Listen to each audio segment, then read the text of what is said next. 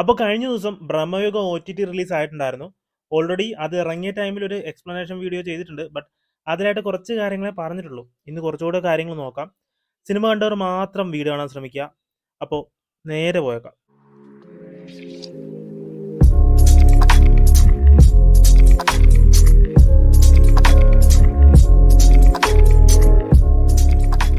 ആദ്യം നമുക്ക് സ്റ്റോറി നോക്കാം. തുടക്കം തന്നെ കാണിക്കുന്നത് അർജുനശോന്റെ കഥാപാത്രവും മണികണ്ഠനാചാര്യയുടെ കഥാപാത്രവും എവിടെ നിന്നോ രക്ഷപ്പെട്ട് കാട്ടിൽ പെട്ടുപോയതായിട്ട് കാണിക്കുന്നുണ്ട്. അവർ നാളെ പുഴ കടക്കാവുന്ന രീതിയിലാണ് നിൽക്കുന്നത്. പക്ഷേ അന്ന് രാത്രി തന്നെ മണികണ്ഠനാചാര്യയുടെ കഥാപാത്രത്തെ യക്ഷി കൊന്നുകളയും.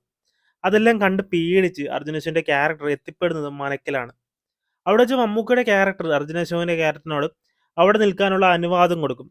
പിന്നീട് അവിടെ നടക്കുന്ന കാര്യങ്ങളും അവിടെ നിന്ന് പോകാൻ ശ്രമിക്കുന്ന അർജുനശോന്റെ ശ്രമങ്ങളൊക്കെ കാണിച്ചു പോകുന്നുണ്ട്. സിനിമയിൽ വ്യക്തമായ പൊളിറ്റിക്സ് പറഞ്ഞു പോകുന്നുണ്ട്. അതിൽ സിദ്ധാർത്ഥ് ഭരതൻ ഒരു ഡയലോഗ് പറയുന്നുണ്ട്. എന്തിനാണ് ഇങ്ങനെ ഇവർ ചെയ്യുന്നതെന്ന് അർജുനശോന്റെ ക്യാരക്ടർ ചോദിക്കുമ്പോൾ അധികാരമുള്ളവർക്ക് അന്യന്റെ സ്വാതന്ത്ര്യം വെച്ച് കളിക്കുന്നത് ഒരു രസമാണെന്ന് പറയുന്നുണ്ട്.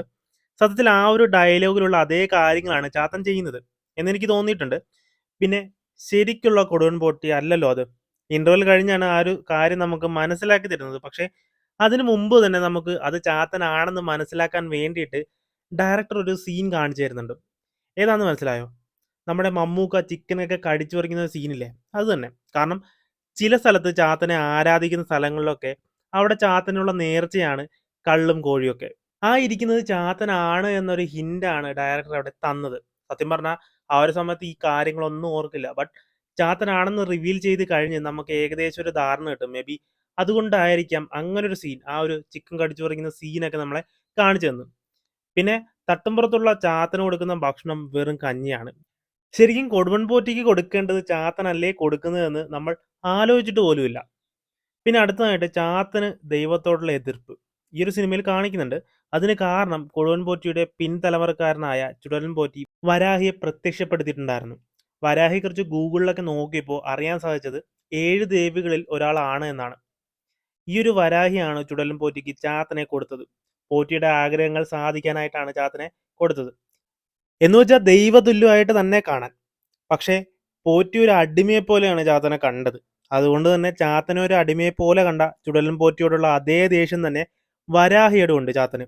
അല്ലാതെ ചാത്തൻ ആയതുകൊണ്ടിട്ട് ദേവിയോടുള്ള പക അങ്ങനെ ആയിട്ട് എനിക്ക് തോന്നിയില്ല. ഈ ഒരു കാര്യം ചെയ്തുകൊണ്ടിട്ട് ആ ഒരു റീസൺ വെച്ചുള്ള പകയായിട്ടാണ് എനിക്ക് പേഴ്സണലി ഫീൽ ആയത്. അതുകൊണ്ട് തന്നെയാണ് അർജുനേശ്വരന്റെ ക്യാരക്ടർ ദൈവത്തിന് നന്ദി പറഞ്ഞപ്പോൾ പോറ്റിക്ക് ദേഷ്യം വന്നത്. ഈ 2 കാര്യങ്ങളാണ് മെയിനായിട്ട് പറയുന്നത്. കാരണം ബ്രഹ്മയുഗം എന്ന സിനിമ അധികാരത്തെക്കുറിച്ചുള്ള പൊളിറ്റിക്കൽ സിനിമയാണെന്ന് ഓൾറെഡി കുറേ പേര് ഡീകോഡ് ചെയ്തിട്ടുണ്ടായിരുന്നു. അതുകൊണ്ട് തന്നെ അതിലേക്ക് കൂടുതൽ കടക്കുന്നില്ല. ഞാനൊരു വീഡിയോ ചെയ്തിട്ടുണ്ട് ഓൾറെഡി. ഞാൻ പറഞ്ഞ ഈ 2 കാര്യങ്ങൾ മേ ബി അധികം ആരും ശ്രദ്ധിച്ച് കാണില്ല. അതുകൊണ്ടാണ് ഈ ഒരു കാര്യം പറഞ്ഞത്. ഇതിൽ കൂടുതൽ എന്തെങ്കിലും നിങ്ങൾക്ക് തോന്നിയിട്ടുണ്ടെങ്കിൽ കമന്റ് ചെയ്യുക. വീഡിയോ ഇഷ്ടപ്പെട്ടെങ്കിൽ ലൈക്ക് ചെയ്യുക, ഷെയർ ചെയ്യുക.